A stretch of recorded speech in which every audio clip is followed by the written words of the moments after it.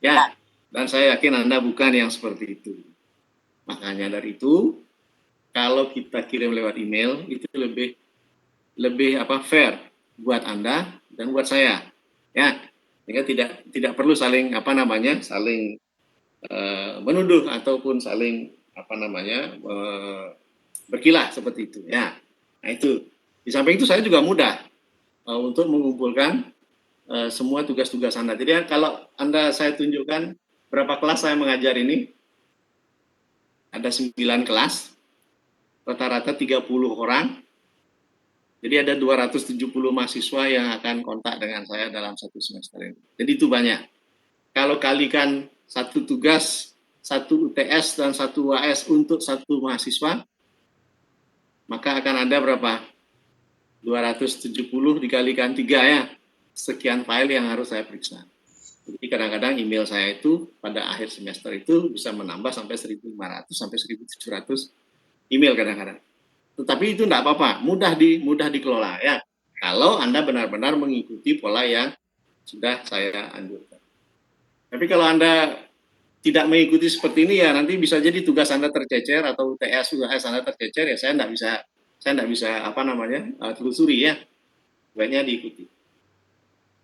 Nah, kemudian saya minta salah satu dari Anda menjadi koordinator. Saya tidak akan menunjuk Anda sajalah yang berdiskusi dengan teman-temannya siapa yang akan menjadi koordinator kelas untuk memudahkan komunikasi. Ya, itu saja.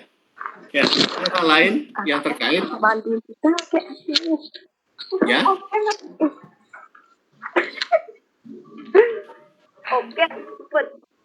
Ada yang mau komen?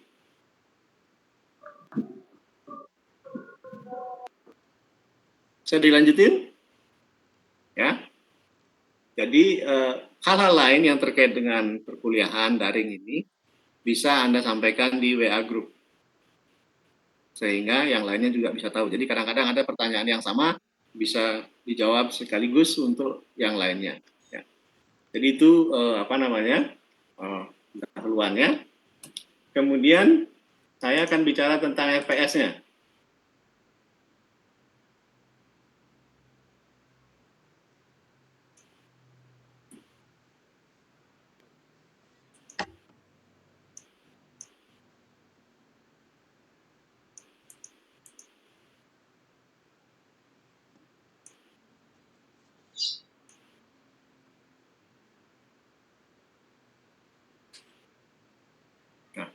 Sudah bisa lihat di screen-nya?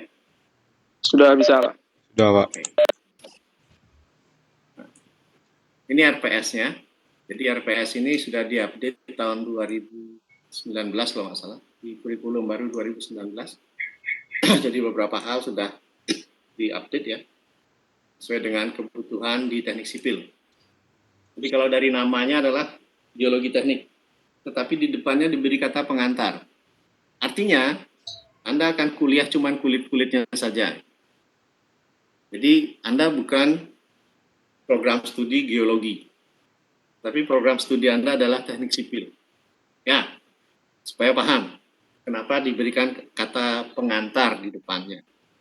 Jadi, geologi teknik itu dibutuhkan oleh banyak cabang ilmu atau banyak program studi. Ya.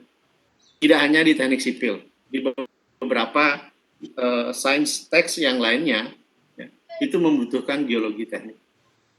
Nah, geologi teknik yang di teknik sipil itu seperti apa? Nah, ini akan dijelaskan di RPS. Ya. Jadi pada prinsipnya pengantar geologi teknik ini akan mensupport beberapa mata kuliah. Anda di SMA dapat geologi ya? Enggak ya? Dapat? Dapat, Pak. Dapat ya? Nah, isinya apa kira-kira? Mungkin salah satu bisa cerita dulu. Silakan. Siapa saja boleh. Rekan.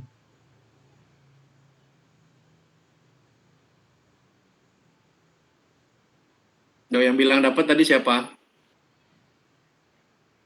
Saya, Pak. Maksud saya begini, Dek. Ini bukan pertanyaan yang berhubungan dengan saya hanya benchmarking saja. Ya. apa yang sudah pernah Anda ketahui dan apa yang belum Anda ketahui tentang geologi teknik. Nanti akan saya jelaskan kenapa teknik sipil itu butuh geologi. Nah, sekarang giliran Anda, silakan cerita, bebas saja. Apa yang sudah pernah Anda ketahui tentang geologi? Mungkin di kelas ada mata pelajarannya, atau cuman dia nempel ke satu mata pelajaran yang lain. Silakan. Nggak ada, Pak.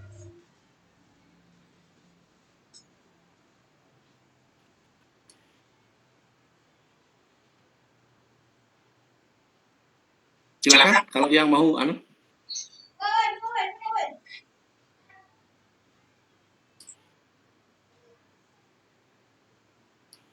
Anda yang lain gimana? Bisa dengar nggak?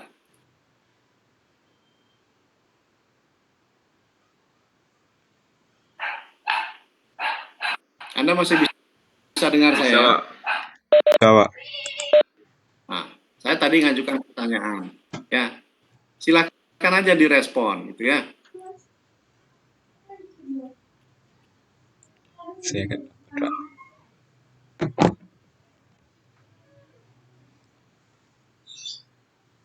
Mohon izin menjawab, Pak. Silakan. Menurut saya, geologi secara umum adalah pelajaran yang membahas mengenai material pembentukan bumi dan segala proses yang terjadi baik di dalam bumi maupun di atas permukaan bumi. Begitu kiranya, Pak. Terima kasih. Itu isi bab 1, nanti kita belajar geologi teknik. Berarti Anda sudah bisa. Ya, jadi CPMK 1 sudah lewat. Jadi sudah bisa dipahami. Atau yang lainnya, silakan berkomentar. Isinya memang itu. Ya. Silakan yang lainnya. CPKA.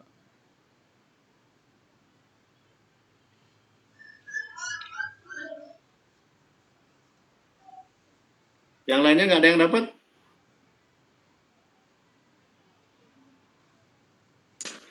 Tidak, Pak. Tidak. Oke. Ya mungkin kurikulum SMA-nya beda-beda ya. Bisa. Tapi terlepas dari masalah itu, saya pasti akan ulang dari awal ya. Oke. Jadi dari benchmarking tadi ada yang dapat, ada yang enggak. Jadi CPMK 1-nya itu adalah pengertian tentang geologi teknik. Pertama geologi, tadi sudah disebut oleh teman Anda. Urusannya dengan bumi deh gitu. Cara pembentukannya, proses permukaannya, dan lain-lain. Ya. Nah, kenapa kita belajar geologi teknik ini? Karena di teknik sipil itu membutuhkan cabang ilmu ini ya. Kenapa dibutuhkan cabang ilmu ini? Ya. Dibutuhkan karena apa?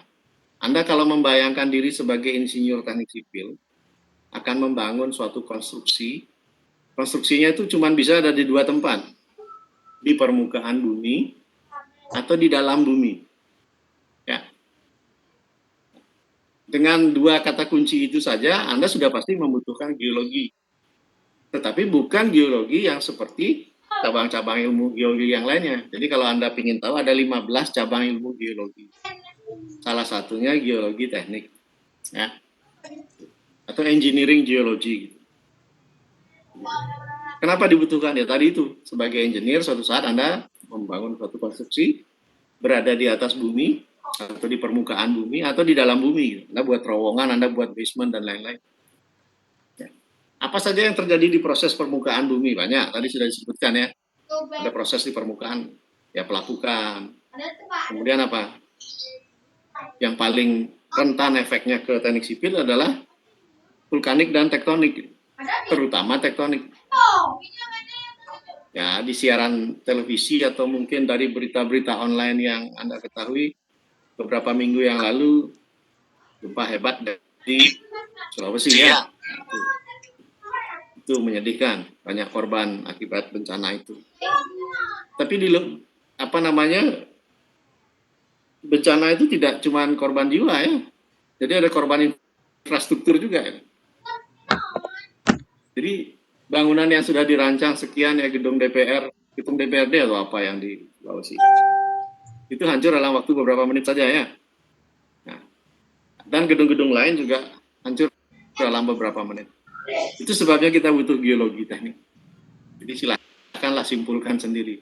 Jadi ada kasus bencana alam. Bencana alam itu penyebabnya adalah tektonik, ya. Akibat tektonik itu muncul bencana gempa bumi. Ya. Gempa bumi itu menjalar di batuan bumi, gitu ya. Ada pusat gempanya, kemudian menjalar di batuan bumi. Karena Anda membangun suatu konstruksi di atas permukaan bumi atau di dalam bumi, ya konstruksi Anda dipengaruhi oleh getaran itu. Jadi kalau Anda mendengar dulu mungkin zaman-zaman Anda belum masuk ke teknik sipil, Anda, oh rumah tahan gempa. Tidak ada sejatinya rumah yang tahan gempa bila gempanya tidak diketahui besarnya. Jadi belum pernah ada satu teori yang menyatakan berapa besar gempa bumi yang akan terjadi, kapan terjadinya, ya, berapa lama terjadinya, kemudian kemana arah gelombang gempanya. Itu tidak ada yang tahu. Yang bisa diketahui dengan secara statistik adalah potensi gempanya. Ya, potensi gempanya. Seperti di Indonesia atau di Nusantara jelas potensinya. Ada Circum Pacific, ya yang gitu-gitu ya, zaman-zaman dulu ya. Ada Ring of Fire-nya, ya. Jadi kepulauan selatan Nusantara dari Sumatera sampai ke Nusa Tenggara, ya. Kemudian ada Circum Mediterani, ya, sebelah utara. Kemudian khusus untuk Sulawesi, ya, dia punya sumber sumber sesar atau patahan besar ya, yang menyendiri gitu ya, yang terlepas dari dua ini. Itu sebabnya Sulawesi sangat rentan. Kenapa? Kalau dari permukaan kelihatan Pulau Sulawesi itu satu utuh, tetapi kalau dilihat dari lempengnya, Pulau Sulawesi itu sebenarnya terdiri dari dua lempeng. Ya, microplate-nya ya. Jadi microplate itu sangat aktif seperti yang di Palu, Poso dan seterusnya. Ya, jadi Pulau Sulawesi itu bawahnya sesar dan bisa aktif. Oke. Itu sebabnya Anda butuh geologi teknik. Ya. Karena Anda membangun konstruksi di atas permukaan dan di dalam bumi. Nah, kalau kata kunci besarnya adalah seperti itu, maka semua detail yang akan Anda kerjakan di teknik sipil berikutnya harus memperhatikan di mana Anda akan membangun, di mana konstruksi itu akan dibuat. Nah, kalau Pusgen itu adalah Pusat Gempa Nasional, itu sudah mengeluarkan satu pemutakhiran data gempa tahun 2017 kemarin. Sekarang tinggal Anda kerja di mana gitu. Kalau saya di Bali kerja zona berapa? Oh, kecepatan gempa PGA-nya, kecepatan gempa puncaknya, peak ground acceleration-nya 0,325. Jadi koefisien gempanya sekian. Jadi kalau membangun tahan gempa, buatlah koefisien tahan gempanya sekian. Tetapi kalau Anda sudah membuat koefisien segitu, tiba-tiba datang gempanya lebih besar dari itu, ya hancur juga. Ya nggak apa-apa. Karena sudah melebihi dari yang Anda desain. Jadi sejatinya untuk memahami yang namanya bangunan tahan gempa itu harus ada syarat dan ketentuan berlakunya. Gitu. Tidak ada sejatinya yang benar-benar tahan gempa, nggak ada. Ya. Tahan gempa sampai skala berapa atau sampai PGA berapa. Nanti Anda belajar. Nah sekarang sebagai pengantar geologi teknik, maka mata kuliah ini akan mensupport beberapa mata kuliah di belakang. Atas apa nanti selanjutnya. Satu yang paling dekat dengan ini adalah mekanika tanah. Ada dua seri mata mekanika tanah di teknik sipil, mekanika tanah 1 dan 2. Kemudian ada teknik pondasi, ada dua seri juga, 1 dan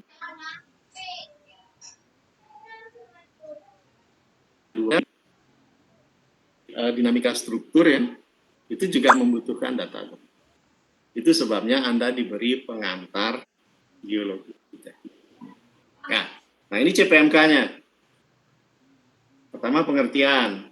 Kedua tadi sudah dibicarakan soal apa? Proses dinamika bumi sudah. Ya, kemudian mengidentifikasi mineral dan mineralogi batuan. Ya.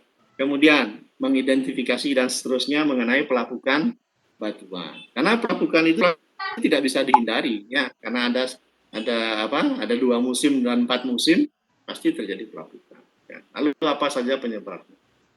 Kemudian CPMK 5 adalah morfologi air, ya, morfologi air. Kemudian yang keenam, Anda akan melakukan investigasi, penyelidikan, supaya tahu tanah di sini kuatnya berapa, batu di situ kuatnya berapa, itu investigasi. Ya. Kemudian yang nomor 7, mampu membaca peta. Ya, kalau orang teknik sipil nggak tahu peta, nah susah juga. Ya, nanti ada peta macam-macam, ada peta geologi, ada peta ya macam-macam ya, dari demografi, geologi, termasuk saat Anda membuat lalu lintas membuat jalan raya, geometrik jalan, kalau nggak punya peta dan tidak tahu geologi di bawahnya, nah itu juga jadi masalah nanti, ya. Kemudian yang terakhir adalah ya CPMK nomor 8 ini bertujuan untuk membangun, untuk memotivasi Anda sebagai engineer. Ya, mengidentifikasi respon teknis terhadap gejala geologi. Contoh yang paling sederhana, kalau gejala geologinya adalah misalkan apa? Tektonik misalnya. Akhirnya kan keluar gempa. Apa respon teknisnya? Jawabannya seperti tadi, buat rumah yang tahan gempa atau buat struktur yang tahan gempa. Itu respon teknisnya. Misalkan kalau ada potensi longsor atau landslide, apa responnya?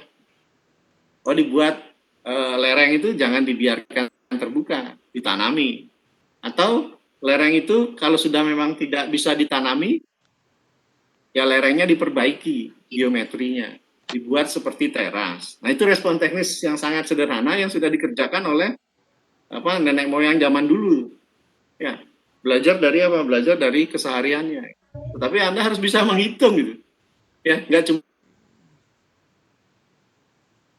kalau lereng itu bersudut sekian puluh derajat gitu misalkan, kira-kira longsor nggak? Nah, saya ingin tahu, Anda yang tinggal di Bali atau mungkin tinggal di Bali khususnya di Bali Utara gitu, kalau mau ke Denpasar, Anda lewat jalan Denpasar Singaraja ya, Singaraja Denpasar. Di situ ada shortcut yang dibuat. Nah, kita menggali itu sampai memotong bukit dengan kemiringan lereng seperti itu. Itu pekerjaan teknik sipil. Ya, berapa harus dipotong itu lereng? Berapa sudutnya yang maksimum boleh dibuat? Nah, respon teknisnya apa? Oh, dia dibuat berundak dan seterusnya. Ya, itu respon teknis. Nah, itulah kira-kira isinya geologi teknik itu dalam rangka mensupport beberapa mata kuliah berikutnya.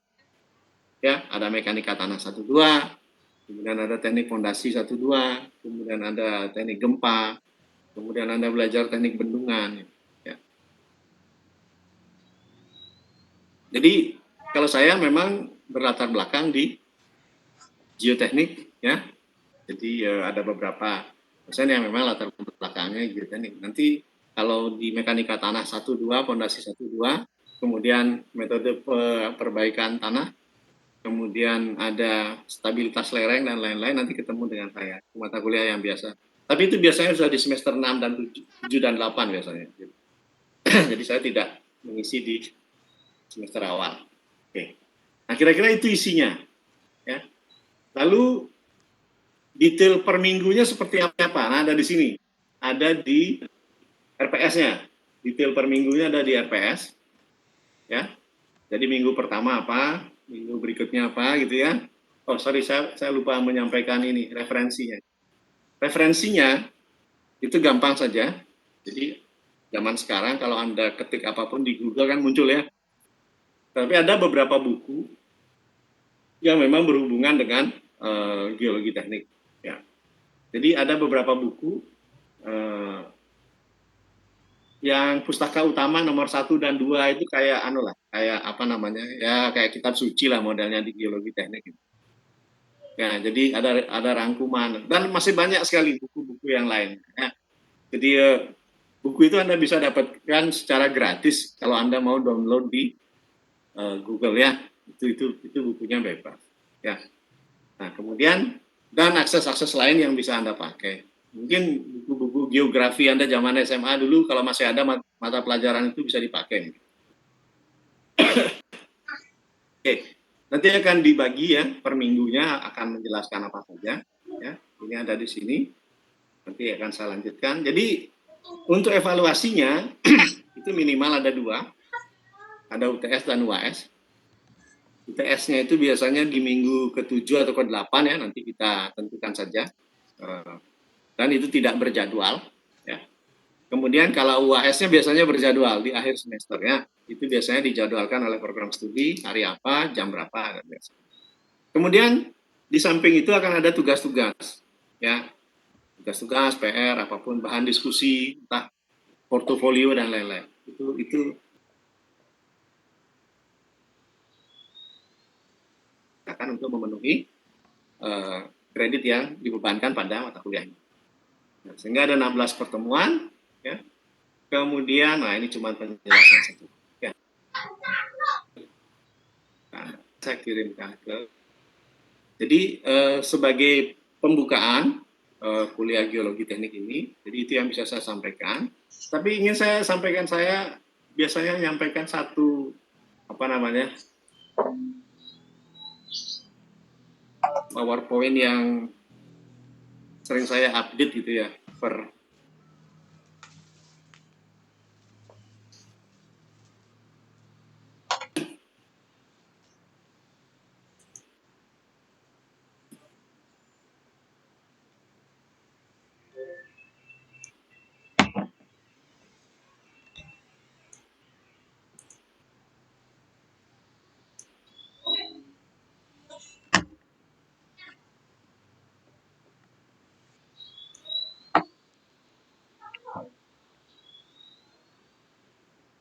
ya ini ya.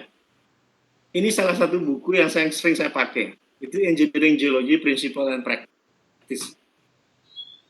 Itu Anda bisa download. Tebalnya 400 halaman. Nggak usah dibaca semua. Ya, nggak usah dibaca semua. Lihat aja daftar isinya, kemudian sesuaikan dengan RPS Anda. Gitu ini caranya. Gampang kan? Iya kan? Lihat daftar isinya, kemudian lihat RPS Anda. Jadi Anda tidak harus membaca 400 halaman itu. Ya. Jadi saya juga nggak bakalan minta Anda membaca semua itu, karena mata kuliah Anda kan bukan cuma geologi teknik. Iya kan? Ya, tetapi kan karena ini beban SKS-nya Anda punya kewajiban. Itu tujuannya.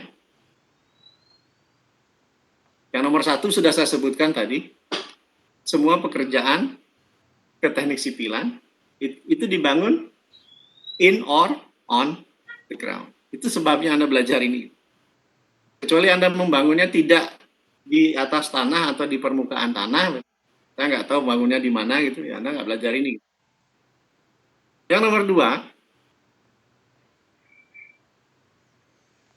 tanah itu tidak terra firma. Gitu. Tanah itu nggak stabil oleh satu keadaan.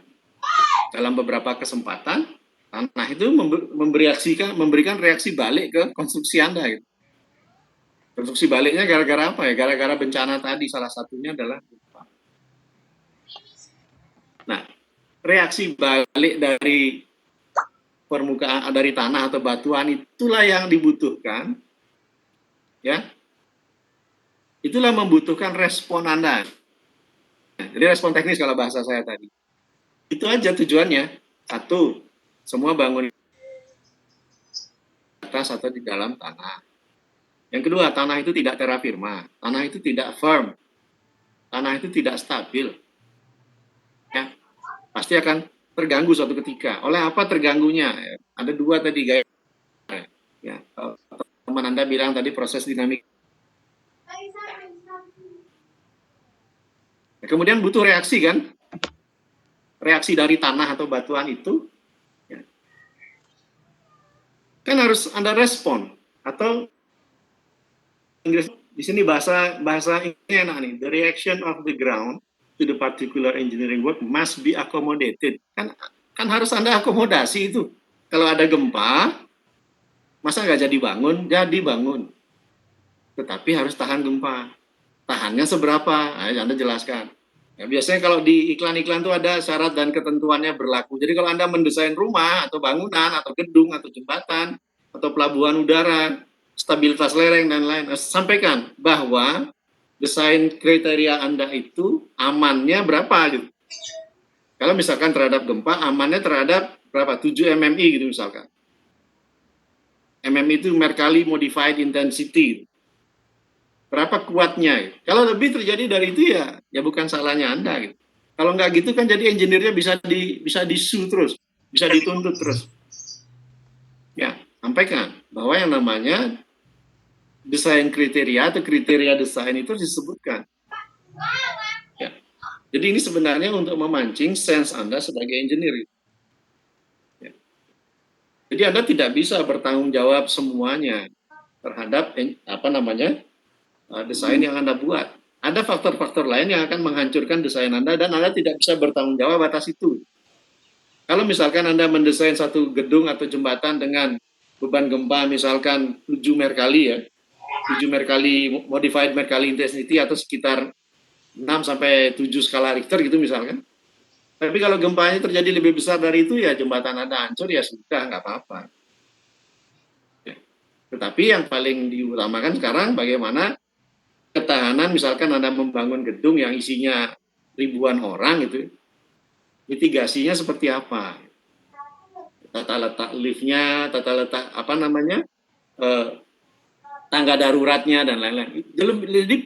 Jadi mitigasinya lebih ke perencanaan bukan strukturnya, tapi perencanaan manajemen dari gedung Anda. Gitu. Ya ke sana larinya. Karena Anda kan tidak bisa tahu, ya. Kita semua tidak bisa tahu gempa itu datangnya kapan. Yang pertama, kemudian gempa itu terjadinya berapa lama, nggak ada yang tahu. Kemudian arah gelombangnya berapa, nggak tahu juga. Jadi kalau ada Anda baca di media online dan lain-lain itu ya, akan terjadi gempa besar pada tanggal sekian, jam sekian dengan simpangan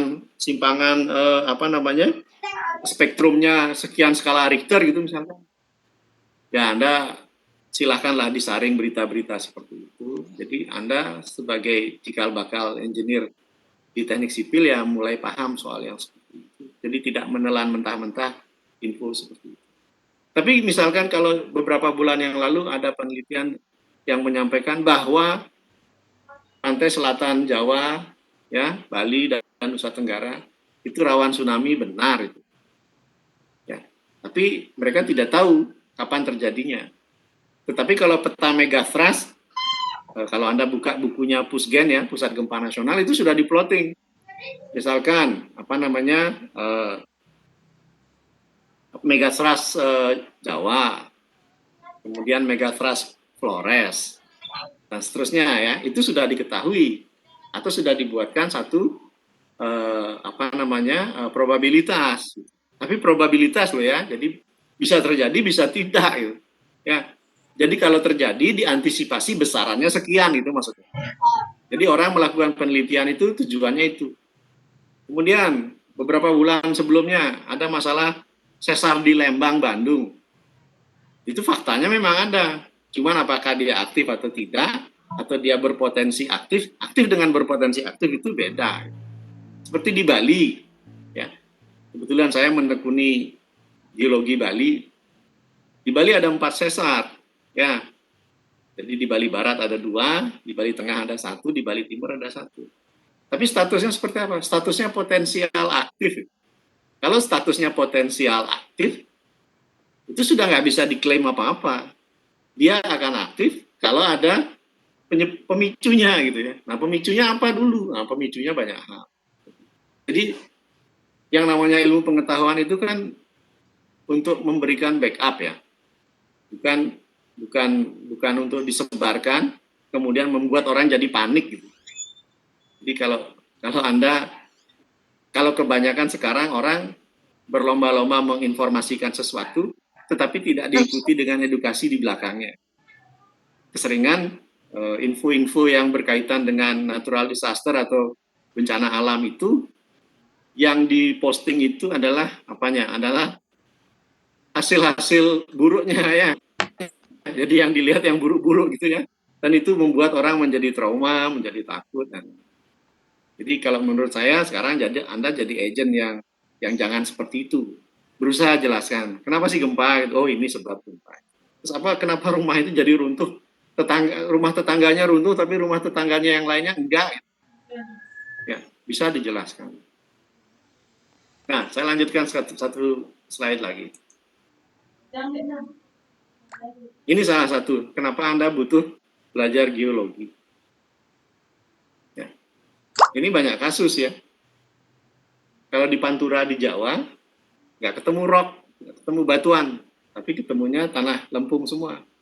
Di Pantura, misalkan dari Surabaya sampai ujung, sampai ke Jakarta, di situ, itu lempungnya bisa sampai 100 meter, dan lempungnya lunak. Jadi kalau membangun di atas itu bisa ambles, bisa.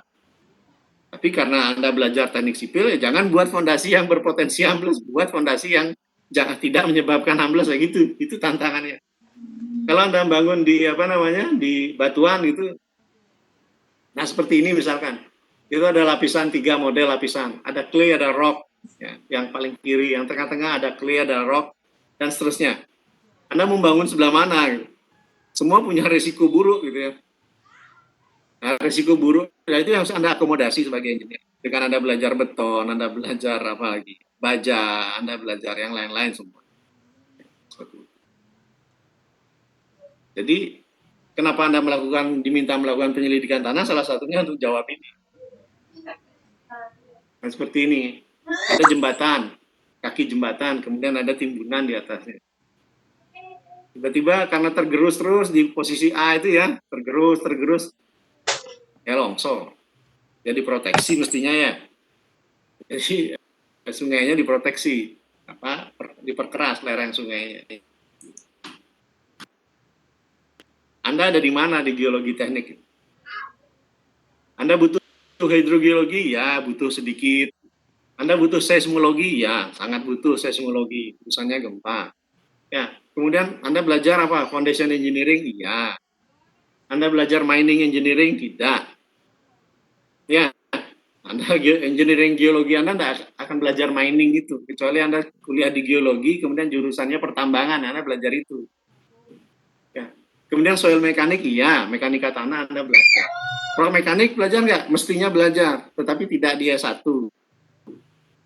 Mungkin setelah Anda studi lanjut, itu Anda belajar rock mekanik atau mekanika batuan. Di S1 Anda hanya belajar mekanika tanah. Kemudian concrete and roadstone teknologi, ya nanti Anda dapat perkerasan, Anda dapat beton dan lain-lain. Kemudian ada geotechnical proses seperti tadi lereng. Nah, di situ ada lingkungan. Ya, tapi Anda tidak belajar teknik lingkungan. Ya, Anda tidak belajar teknik lingkungan. Ada prodi teknik lingkungan. Ya, kemudian Anda melakukan apa? Soil investigation atau site investigation. Ya. Kemudian di situ ada praktisinya gitu. Ada ilmu keteknikannya. Ya. Kemudian dihubungkan dengan geologi, ya keluarannya seperti itu. Bilang tadi, saat Anda belajar engineering geologi ini, yang cuman pengantar, jadi minimal Anda lihat yang ada di screen sekarang ini, itulah lingkupnya. Tapi Anda belajar semuanya enggak. Tapi kalau Anda diajak diskusi suatu ketika, pernah baca ini enggak? Pernah. Minimal pernah dengar istilahnya deh. Nah.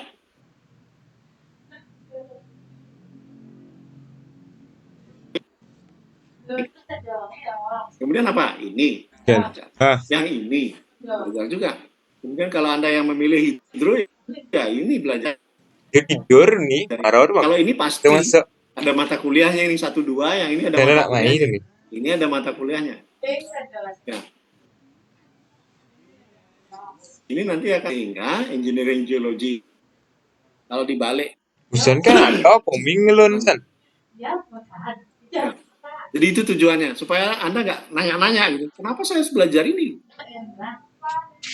Jadi nggak tahu kenapa saya 2 SKS. Karena memang kurikulumnya udah begini, nggak seperti itu. Jadi semua ada dasar. Oh ini tadi sudah RPS, ICPMK, sudah.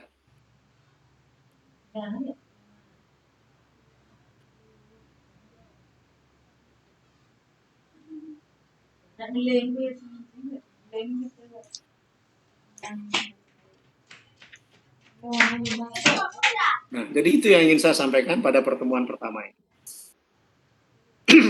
Selanjutnya Anda silakan mengisi absensi. Kemudian kalau ada hal yang ingin ditanyakan, sampaikan sekarang. Minggu depan kita mulai dengan CPMK 1. Silakan. Mohon izin bertanya, Pak.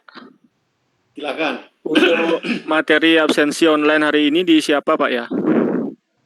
Tadi kita ngomongin apa? Oh, berarti pengertian secara umumnya, Pak ya? Ya, kita ngomongin apa? Tata cara. Kemudian kita ngomongin apa lagi? Ngomongin RPS, ngomongin CPMK. Kemudian ngomongin apa? Ya, perkara umum tentang biologi teknik. Ya. Kurang lebih kan seperti itu. Dan Baik, minggu Pak. depan, Terima kasih. kita ya isi apa kita belajar CPMK berapa, CPMK 1 atau dan seterusnya. Ya, tolong dilengkapi absen itu ya, karena Anda membutuhkan absen itu. Jadi kalau saya saya tidak begini deh. Saya itu tidak bisa mengontrol absen Anda. Bahkan saya tidak punya otoritas untuk mengubah absen Anda. Ya, tetapi kalau melihat absen Anda, siapa yang absen, siapa yang tidak, saya bisa melakukan itu. Karena memang diizinkan oleh SIMAK. Ya, kalau melalui SIMAK, saya cuma bisa tahu Anda mengabsen apa tidak. Tapi saya tidak bisa mengubah absen Anda dari yang Anda absen. Misalkan Anda tidak hadir, saya buat hadir, atau Anda tidak hadir, saya ubah itu. Saya nggak punya akses sampai ke situ. Yang punya akses itu cuman admin, ya, yang di Bukit itu, atau Pak Koprodi itu aja.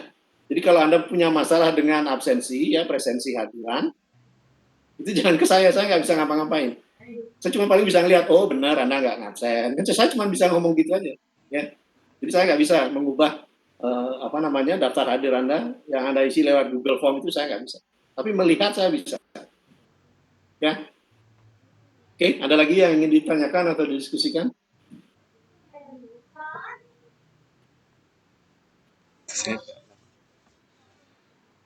Sudah?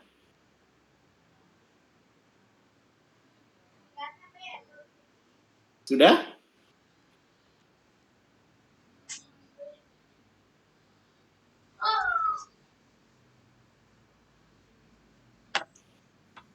Mungkin untuk hari ini cukup, Pak. Terima kasih. Cukup untuk hari ini. Oke. Ya, terima kasih. Sekarang Anda coba cari-cari bahan apa gitu ya. Nanti beberapa saat lagi nanti saya siapkan RPS ini, saya kirimkan ke WAG Anda bisa belajar ya, bisa mengumpulkan materi sehingga minggu depan ya minimal untuk diskusi lepas sudah bisa lah. Ya. Oke, terima kasih perhatiannya. Selamat sore. Saya tutup kuliahnya. Selamat sore, Pak. Selamat sore, Pak. Terima kasih. Selamat sore, terima kasih, Pak. Terima kasih, Pak. Selamat sore, Pak. Terima kasih. Terima kasih, Pak.